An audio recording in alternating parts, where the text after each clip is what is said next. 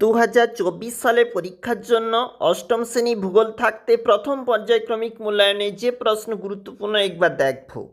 সঠিক উত্তরটি নির্বাচন করে লেখো। 1 গুণ 3 বলেছি। মহাসাগরীয় ভূত্বক উত্তর হবে ব্যাসল্ট দ্বারা গঠিত। পৃথিবীর গড় ঘনত্ব কত? উত্তর হবে 5.5 গ্রাম পার ঘন সেন্টিমিটার। ভূত্বকে সর্বপ্রধান উপাদান কোনটি?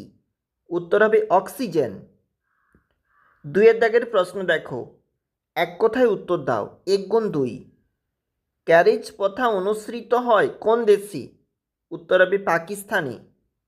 শ্রীলঙ্কার প্রধান খনিজ সম্পদ কি? উত্তর হবে গ্রাফাইট।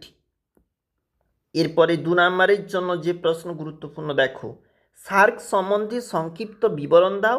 নেপালের শিল্পের সংক্ষিপ্ত বিবরণ দাও। 4 দাগের প্রশ্ন হিসাবে রয়েছে 3 নাম্বার করে এক একটা প্রশ্ন। একটি করতে হবে, ভূমিকম্পের প্রাকৃতিক কারণগুলি উল্লেখ করো। অপসারী পাত সীমানা কি? গঠনকারী পাত সীমানা কেন বলা হয় ব্যাখ্যা করো।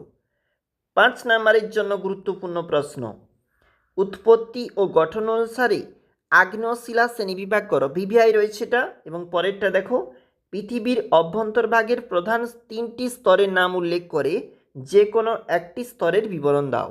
পরীক্ষার জন্য অবশ্যই গুরুত্বপূর্ণ থাকছে।